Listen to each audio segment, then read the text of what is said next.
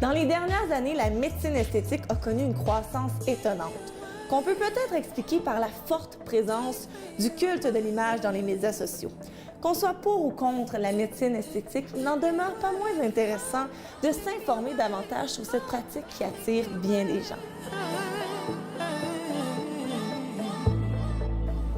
Aujourd'hui, pour parler de médecine esthétique, voici mes invités. Mireille Tardif, qui a reçu un traitement en médico-esthétique.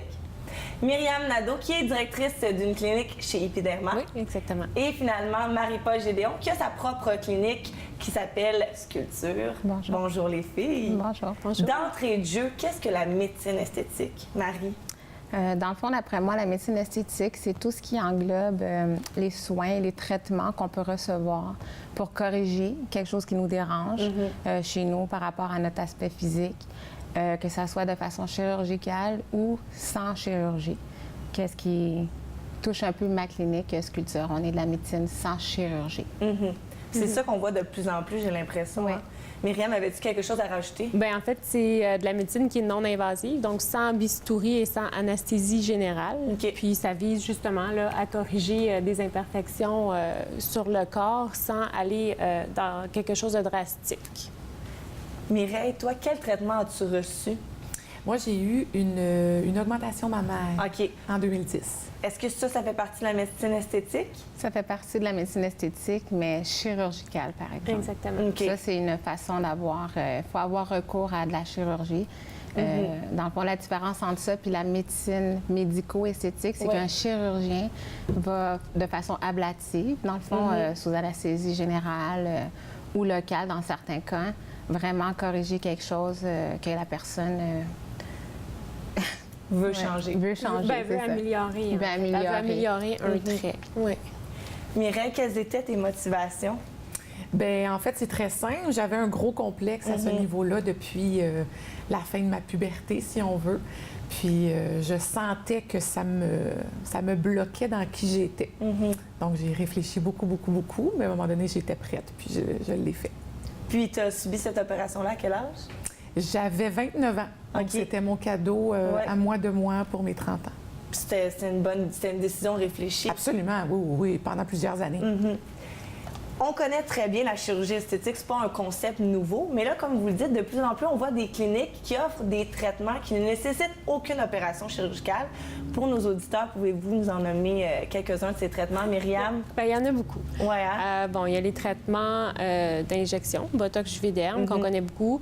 Il y a les traitements en peeling, en microdermabrasion, donc tout ce qui est rajeunissement de la peau. OK. On a les traitements anti-cellulite, on a l'épilation par laser, on a la thermolyse aussi, donc... L'épilation par laser, ça fait partie de la médecine esthétique? Oui, Ah, je exactement. savais pas. Oui. OK. Est-ce qu'il y a d'autres traitements, Marie?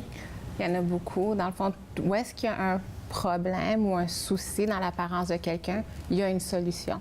C'est la personne, elle doit choisir quelle avenue elle va choisir pour traiter. Si elle va aller en chirurgie plastique, de ce que je parlais un peu plus tôt, ce qui ne concerne pas ma clinique, ou en esthétique, ça, c'est des traitements que je dirais lunchtime. Peux-tu parler en anglais? Oui. OK. Lunchtime procedure. Ouais. C'est vraiment pas long. Ça se fait, c'est des traitements en 1 heure, 1 heure et demie, gros maximum. C'est sûr que ça prend plusieurs traitements pour arriver à ses fins. OK. C'est pas aussi drastique qu'une chirurgie esthétique. Il faut avoir plusieurs soins pour arriver à ses fins, mais il n'y a pas de temps d'arrêt nécessairement qu'une chirurgie plastique requiert. Plusieurs jours, la convalescence et tout. La médecine esthétique, médico-esthétique, si je peux m'exprimer comme ça, bien c'est beaucoup plus court. Ouais, Et à quel âge on peut recevoir ces soins-là? Bien, en fait, c'est sûr que la majorité, c'est toujours important là, d'avoir 18 ans. Sinon, ça prend vraiment le consentement d'un parent. Ça arrive qu'il y a des cas particuliers. Des fois, ça peut être pour corriger une asymétrie ou un problème là, vraiment qui dérange l'aspect physique. À ce moment-là, ça prend un adulte. Oui, comme l'acné active surtout. Ça, les adolescents vont venir pour des gros cas lourds d'acné, que ce soit dans le dos, que ce soit dans le visage. Ça, nécessairement, si un parent vient, on est très ouverts à aider parce que l'acné, on comprend que c'est très troublant pour un adolescent ou une adolescente d'avoir beaucoup d'acné. Et puis, j'ai vu des cas très sévères. Et puis, comment dire non à ça, d'aider pour ça. Surtout s'ils se présentent avec leurs parents, ils sont consentants, on va aider pour ça. C'est quoi exactement le traitement? Qu'est-ce que vous faites au visage? On va traiter avec le laser. OK. Oui, avec le laser pour ça. Ça, c'est des cas que les crèmes ou les traitements de... Je sais qu'il y en a qui prenaient des pilules. L'accutane. L'accutane, il y a beaucoup de restrictions aussi. Il y a des gens qui peuvent tout simplement pas supporter la médication qui vont traiter avec les lasers pour l'acné. Bien, il y a aussi des traitements en peeling qui existent, là, des peelings salicyliques qui vont aider l'acné aussi. Qu'est-ce qu'un peeling salicylique? Le peeling salicylique, en fait, c'est un peeling qu'on vient appliquer sur la peau, puis ça va venir apaiser, cicatriser, puis aussi ça va être purifiant pour la peau. Donc, on peut régler tranquillement le problème de l'acné, mais c'est des cures. Donc, c'est vraiment échelonné sur plusieurs traitements, puis à la fin, on arrive à rééduquer la peau. C'est pas seulement un plaster qu'on vient mettre pour une période de temps. C'est vraiment rééduquer la peau pour apprendre aux sécrétions à comment être contrôlées, là, pour pas que le problème revienne encore. Et là, tous les traitements là, qui nécessitent aucune opération chirurgicale, c'est des traitements qui ont été testés du côté de la médecine, c'est des produits testés du côté de la science. Comment ça fonctionne? Moi, personnellement, les lasers et les radiofréquences et toutes les technologies que j'utilise dans ma clinique Sculpture, ils ont été testés, ils ont été, comment je pourrais dire, mes filles. Approuvés par Santé Canada, absolument. Tous les soins qui sont donnés chez Sculpture, dans le fond, rencontrent, comment je pourrais dire, le nouveau guide du Collège des médecins qui est sorti justement au mois de mai de cette année. Tout est complètement respecté. Moi, j'ai un médecin sur place qui aide les techniciennes et qui supervise les techniciennes pour être certaine que tout soit... comment je peux dire ça? Fait dans les normes. Exactement. Dans les règles de l'art, c'est très important de respecter ça. Oui. Myriam? Bien, c'est reconnu par Santé Canada toujours. Ça a été testé. Puis c'est justement les médecins qui font les protocoles de traitement pour s'assurer de la sécurité. La sécurité du patient, bien, du client, du patient. Oui. Puis les produits comme par exemple le Botox, les injections, c'est qui crée ces produits-là? Qui crée ou qui les fournit? Bien, qui les crée. Qui les crée, bien, il y a les compagnies. OK, c'est des compagnies pharmaceutiques. C'est des compagnies pharmaceutiques. OK. Oui. OK. Je me demandais, j'étais curieuse. Marie, tu vas ouvrir très bientôt ta propre clinique médico-esthétique. Félicitations. Merci beaucoup. Parle-nous un peu de ce projet. La clinique Sculpture va ouvrir au mois de novembre prochain. C'est au Centropolis de Laval. C'est un projet qui me tient à cœur depuis des années. Après 1 an de recherche sur les technologies que j'ai finalement acquis pour la clinique, je suis bien contente de tout le travail que j'ai mis tout mon cœur là-dedans aussi, parce que c'est important pour moi que les gens qui veulent recevoir des soins soient bien encadrés, bien entourés, soient satisfaits, soient éduqués. C'est notre priorité chez Sculpture. Et est-ce qu'il va y avoir comme une journée d'ouverture où que les gens pourront venir? Absolument. L'invitation va être lancée sur Instagram. Alors, c'est Clinique Sculpture sur Instagram. Oui. Super! Bien, bonne chance dans ce projet-là. Merci beaucoup. Merci 1000 fois. Marie-Paul, tu disais qu'il y avait un médecin sur place. Est-ce que c'est les médecins qui administrent les traitements? Tout ce qui est invasif, oui. Que veux-tu dire par invasif? Invasif, qu'est-ce que je veux dire? C'est injection. Tout ce qui est injectable, c'est un médecin qui doit administrer le soin, que ce soit le Botox, que ce soit la toxine botuliниque, là, pour ceux qui ne connaissent pas le nom commercial Botox.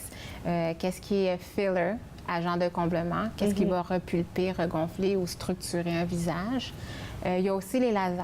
Moi, chez Sculpture, je ne sais pas si c'est partout pareil, chez Sculpture, c'est le médecin aussi qui va s'occuper d'administrer le laser ou qui va superviser de près la technicienne qui, elle, a été formée par la compagnie même, je ne vais pas nommer le nom, mais la compagnie même du laser que moi j'utilise. OK. Myriam? Je sais qu'il y a des infirmières qui injectent, ça se peut-tu? Bien, en fait, chez nous, c'est seulement les médecins qui font justement les traitements d'injection anti-rides, mais l'infirmière va s'occuper pour le traitement des varices. Donc, ça, c'est un acte qui est délégué. Donc, le médecin fait la première consultation. Ensuite, il y a une ordonnance collective qu'on appelle, puis l'infirmière est autorisée pour faire le traitement des varices par la suite. Tout ce qui est pour les autres traitements, ça, c'est des techniciennes médico-esthétiques qui sont formées pour faire ces traitements-là. Mais comme je vous disais tantôt, c'est le médecin qui fait les protocoles de traitement pour s'assurer de la sécurité du traitement puis de la cliente. Mireille, toi, c'est un chirurgien qui t'a opéré. C'est une étape importante de choisir son chirurgien. Comment as-tu procédé dans ton cas? Bien, dans mon cas, j'avais pas vraiment personne autour de moi qui l'avait subi, cette intervention-là. Donc, je pouvais pas vraiment me référer aux gens autour de moi. Donc, ce que j'ai fait, c'est que je suis allée dans des forums de discussion sur le sujet. Et puis, j'ai lu beaucoup. J'ai comme retenu 3 chirurgiens là, que, selon les commentaires qu'il y avait, qui me convenaient. Je suis allée voir leur site web pour voir un peu leur pedigree, l'historique d'où ils venaient. Alors, sur ces 3-là, il y en a un qui ne pouvait pas me voir avant comme plusieurs mois. Donc, j'ai pris rendez-vous à 2 endroits. Et le premier que j'ai vu, qui était mon préféré selon ce que j'avais lu de lui et des commentaires, il m'a tout de suite rassurée quand je l'ai rencontré. Je me suis sentie vraiment en confiance. Puis quand il m'a examinée, il m'a clairement dit que si ce que je recherchais, c'était une très grosse poitrine, qu'il refusait de m'opérer, que je devais aller ailleurs. Donc, qu'il m'ait dit ça, j'ai dit, bon, ben c'est lui que je veux. Parce que ça m'a vraiment rassurée sur son intégrité, puis que je savais que ce qu'il me ferait, puis ce qu'il me suggérait, ce serait quelque chose que j'apprécierais là, au final. Puis qu'au final, ça allait aller avec la forme de mon corps, bien exactement. Corps, c'est ça. Donc, tout de suite, dès qu'il m'a dit ça, mon choix était fait, j'ai même pas été rencontrer le 2e chirurgien. Puis au final, tu étais contente des résultats? Est-ce qu'il y a eu des complications? Aucune. Puis après l'opération, est-ce qu'il y avait toujours un suivi quand même avec la clinique? Oui, il y a un suivi qui est réalisé parce que c'est quand même important comme convalescence. On peut peut-être penser que c'est pas si pire que ça, mais... Pendant un mois quasiment? Oh, moi, je dirais un petit peu plus que ça. Ah oui? Oui, bien, la convalescence au lit n'est pas si grande. Bien, moi, c'était 2 semaines, là, vraiment.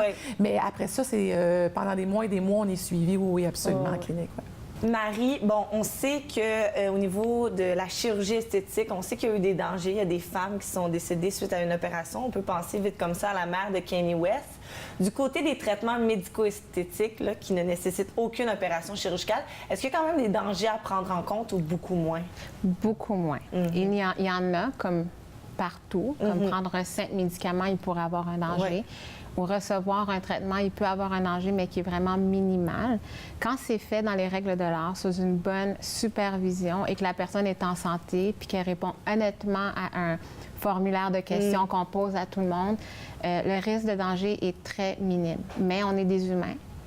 Tous les corps ne réagissent pas de la même façon par rapport à ce qu'on peut administrer ou traiter comme laser.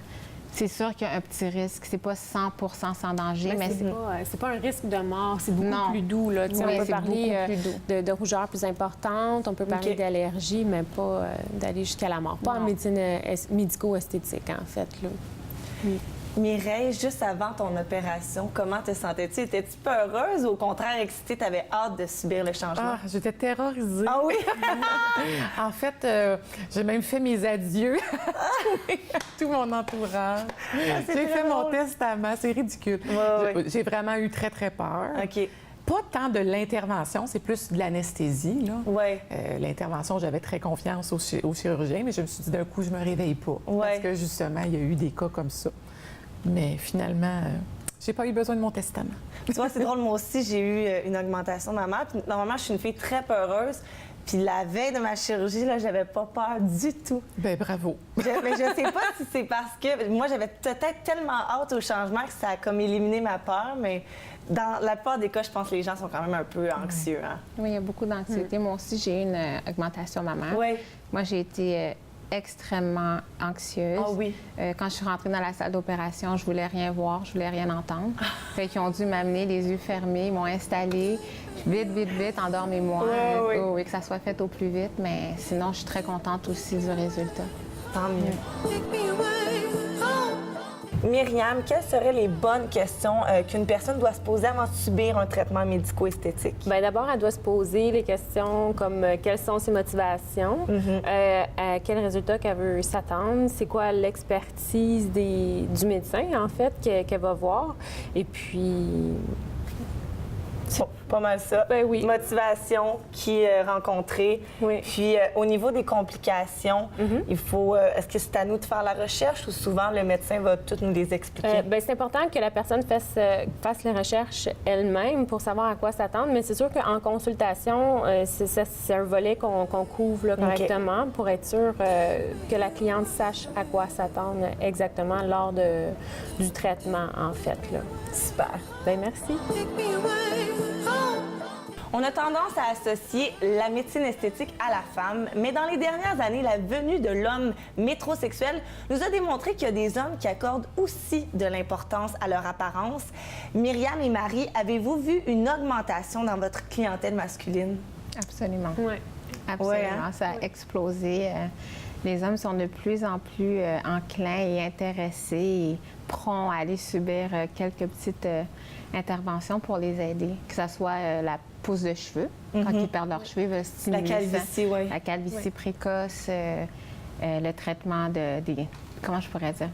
Les poignées d'amour. OK. Oui, traiter les petits bourrelets, le botox aussi pour les hommes, beaucoup, Oui, beaucoup. absolument. L'épilation, à 100 l'épilation. L'épilation par laser, mais pas nécessairement pour tout enlever comme avant quand il y avait les métrosexuels, Ouais. là, que c'était 0 poil. Maintenant, ça peut être juste pour faire une diminution de la OK. pilosité, être plus confortable avec ça. Ou des fois, ça peut être les peelings, microdermabrasion pour un bon nettoyage de la peau puis estomper tout ce qui est rides, ridules aussi. Rosacée, Oui. varices. Oui. On peut penser peut-être aussi que aujourd'hui dans les médias sociaux, il y a un culte de l'image très présent. Peut-être que ça aussi, ça amène une pression sur les hommes qu'il n'y avait pas avant. Je sais pas si c'est tant une pression ou de l'information, puis que OK. c'est rendu plus banalisé. Tu sais, avant, on avait, pour un homme, en fait, il avait très, très peur de se faire juger Ah, c'est s'il intéressant. allait en médecine médico-esthétique. Puis maintenant, c'est rendu monsieur, madame, tout le monde peuvent. Puis il y a plus d'informations encore, là, tu sais, qui est donnée à la personne. Fait Ouais. que la personne, elle a moins peur de venir nous rencontrer. Il y a moins de gêne aussi. Intéressant. Oui. La cadette de la famille Kardashian, Kylie Jenner, qu'on peut surnommer la reine d'Instagram, a certainement contribué à remettre en vogue les lèvres pulpeuses. Aujourd'hui, c'est très courant de voir des jeunes filles qui ont eu des injections. Est-ce que vous pensez qu'Instagram a augmenté la popularité de cette pratique? Marie? C'est sûr que ça l'a aidé. Moi, je vois comment je présente, pas événement, mais Cette tendance-là? cette tendance-là, dans le fond, c'est que c'est le véhicule qui est utilisé, Instagram. Tout le monde a ça sur leur téléphone et tout. Oui. C'est sûr que ça l'a aidé, mais si on pense avant, les femmes, c'était les mannequins à la télé, c'était dans Oui. les magazines. C'est vrai. C'était le simple rouge à lèvres, mais tout le monde essayait d'augmenter leurs lèvres. Maintenant, Oui. on a quelque chose de mieux, quelque chose, comment je pourrais dire? Ça a quand même un effet plus naturel qu'avant. Oui. Absolument, Oui. absolument, oui. C'est sûr que ça l'a influencé beaucoup les filles, mais Oui. sinon, avant, c'était nos mamans qui nous disaient comment Ouais. enrober nos lèvres comme il faut, les Mais j'ai magasins. l'impression qu'aujourd'hui, plus on voit de filles avec des lèvres pulpeuses, plus on sent la pression de vouloir des lèvres pulpeuses. Je sais pas si vous comprenez ce que je veux dire. Absolument. Parce qu'avant, on voyait peut-être, bon, juste les mannequins, mais on se dit OK. Mais là, quand tu vois ta voisine, la fille de ton secondaire, tu fais comme, mon Dieu, il faudrait que moi aussi, j'en ai des lèvres pulpeuses. Il y a il y a quand même une pression qui est présente. Absolument, la Il y a une culture pression, d'aujourd'hui. mais il y a beaucoup de curiosité aussi. Tu sais, les gens viennent, qu'est-ce qui s'est passé, qu'est-ce que tu as fait, comment ça fonctionne. Puis les gens, ils sont intéressés là, à savoir. Ouais. Mireille, as-tu Instagram? Oui, Oui. mais La ressens-tu un peu, cette pression-là? moi, non. OK. Personnellement, peut-être avec ma personnalité. Ouais. Moi, ce qui me désole un Ouais. petit peu, c'est que les gens, des fois, ils vont pas nécessairement avec goût. Fait que Oui. parce qu'ils voient les gens l'avoir, vite, vite, vite, on va trouver, sans nécessairement faire de recherche sur justement les cliniques qui existent, puis peut-être aller dans quelque chose de moins dispendieux parce qu'ils n'ont peut-être pas les moyens, mais le résultat est peut-être Exactement. pas. Fait que c'est pour ça que des fois, je me dis, oui, il y a la pression, mais est-ce qu'on pourrait éduquer mieux peut-être Ouais, les gens Parce sur ce qui est qu'un disponible? bon traitement médico-esthétique, t'es pas supposé te faire dire oh, mon Dieu, qu'est-ce qui s'est passé? T'es supposé te dire ah ben t'as l'air reposé, on dirait que t'as quelque chose de changé. Qu'est-ce qui se passe? Ça, c'est un bon traitement médico-esthétique. OK. Puis c'est ça, la qualité des produits, parce qu'il y en a plusieurs qui existent sur le marché. L'expérience du médecin aussi, ça fait une grosse différence. Et j'ai l'impression aussi, surtout au niveau des lèvres, pour l'avoir vu dans mon entourage, les lèvres, ça se fait à peu près aux 6 mois, je crois. Tout dépendamment du produit utilisé, oui. Entre 6 et 18 mois même. Et j'ai l'impression que la fille s'habitue. Puis après, elle veut aller toujours plus loin. Puis c'est là peut-être que les professionnels, des fois, ils devraient leur dire non, parce que là, Oui. tu vas venir déformer tes C'est pour ça lèvres. que nous, on prend toujours des photos en début. Parce que les gens, ils finissent par oublier. L'œil s'habitue. Ah, ben là, non, je vais recommencer. J'ai plus rien. T'as pas plus rien. Regarde ta photo quand tu es arrivé ici. Là tu étais à 0. On repart pas à 0. On part reste jamais. toujours un petit Il en peu. reste toujours un petit OK. peu. Puis c'est important là, que l'effet reste naturel Oui. aussi. Là. Mais c'est chez les professionnels, je pense qu'elle est la responsabilité. Oui, Parce que, absolument. comme tu Oui. dis, la jeune fille, elle se voit peut-être pas comme elle est nécessairement. Donc, c'est la responsabilité des Exactement. professionnels de dire stop, stop.